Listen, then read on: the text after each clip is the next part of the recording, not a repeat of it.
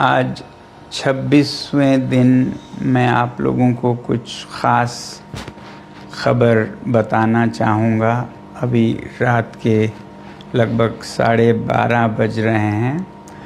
अभी थोड़ी देर पहले केंद्रीय मंत्री जेपी नड्डा साहब और जितेंद्र सिंह साहब यहाँ आए थे और लद्दाख के एपेक्स बॉडी के शीर्ष नेतागण भी यहाँ आए थे।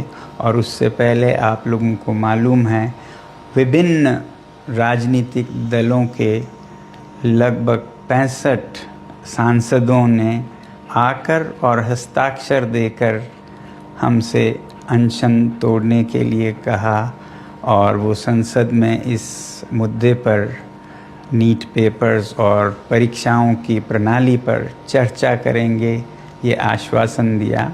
और जो सरकार से इस तरफ से मंत्रीगण आए थे उन्होंने भी ये आश्वासन दिया, जिसका कि 2 दिन से हम बहुत ही कड़ा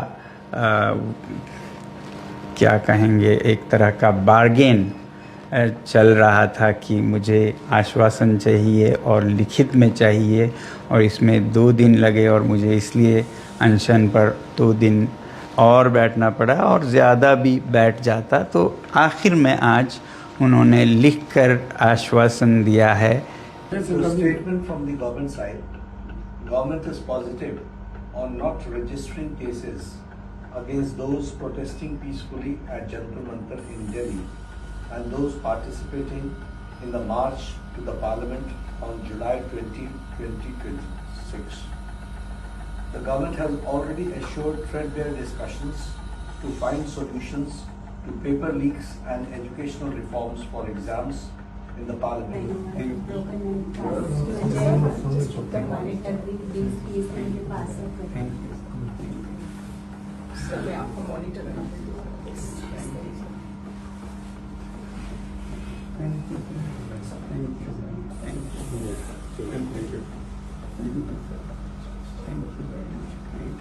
Just sit up and think.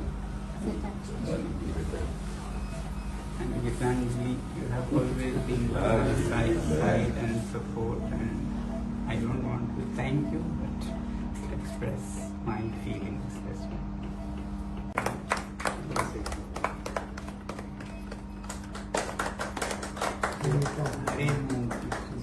So, want to have some milk also? No, ma'am. Please follow the Please, diet. one minute. It will be visible one by one. Thank you, sir. Thank you. After 26 days, this tastes very good, but hunger doesn't taste bad either. To some people, huh?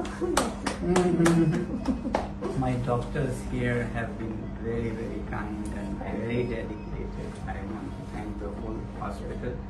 And also at Safdarjung, they were very good, very dedicated. There were issues, but as a hospital, I don't want to give a message that government hospitals are No, any less. doctors are most unpolitical, I've seen. Thank you all doctors here and doctors at Safdarjung. एक तो ये कि जो हमारे विद्यार्थी और युवा जंतर मंतर पर शांतिपूर्ण आंदोलन कर रहे हैं, या जो 20 जुलाई को संसद चलो में भाग ले रहे थे, उन पर कोई कानूनी कार्रवाई, FIR इत्यादि नहीं करेंगे। ऐसा बहुत होता है ऐसे आंदोलनों में। तो ये हमने आश्वासन लिया है कि ऐसा कुछ नहीं किया जाएगा। दूसरा ये कि जो पेपर लीक के इस हादसे में मृत हुए बच्चे हैं 20 से भी ज़्यादा, उन सब को उपयुक्त कॉम्पनसेशन दिया जाएगा, मुआवज़ा दिया जाएगा उनके घरों को। और तीसरा ये कि इस मुद्दे पर और शिक्षा और परीक्षाओं में जवाबदेही सरकार में लाने के बारे में संसद में पूरी तरह से वार्ता होगी, बहस होगी कि आगे से ऐसा ना हो और जो हुआ है उस पे पूरी जवाबदेही हो। अब आप कहेंगे ज़रूर कि धर्मेंद्र प्रधान जी के इस्तीफे पे क्या हुआ। पहली बात तो इस बात पे वो अभी मुझे कोई आश्वासन नहीं दे पा रहे थे कि ऐसा कब होगा, और संसद के फर्श पर तो इस पे चर्चा होगी ही। अब मेरे सामने दो रास्ते थे, या तो मैं और अनशन पर बैठूं हफ्तों और शायद उसी में ख़त्म हो जाऊं। फिर आप ही लोगों में से हज़ारों लोगों ने मुझे आज से 2-3 हफ्ते पहले से कहते आए हैं कि आपकी जान ज़रूरी है, आपको संघर्ष आगे रखना है, ज़िंदा रहना ज़रूरी है। मगर मैं ये भी नहीं मानता कि हमने ये हासिल नहीं किया है। दोस्तों, मेरा दिमाग अलग तरह से चलता है।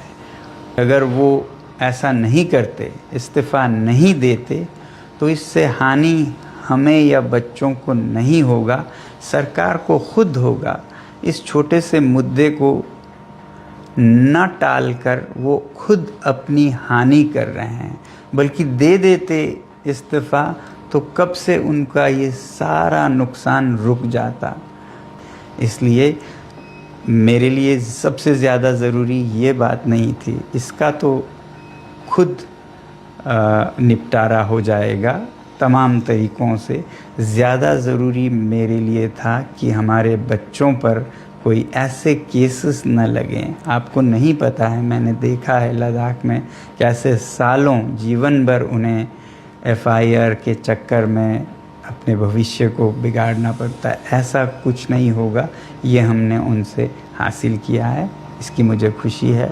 और जो मृत बच्चों के परिवार हैं उन्हें उचित मुआवजा दिया जाएगा, इसकी मुझे खुशी है। और भारत के लोकतंत्र की सबसे उच्च मंदिर मैं कहूँगा, जो कि हमारी संसद है, वहाँ पर इस मुद्दे पर और जवाबदेही पर भी पूरी बहस होगी। तो इसके साथ मैं आप सबके भी बहुत बहुत धन्यवाद करता हूँ कि आप लोगों ने समर्थन दिया इस आंदोलन का। जय हिंद।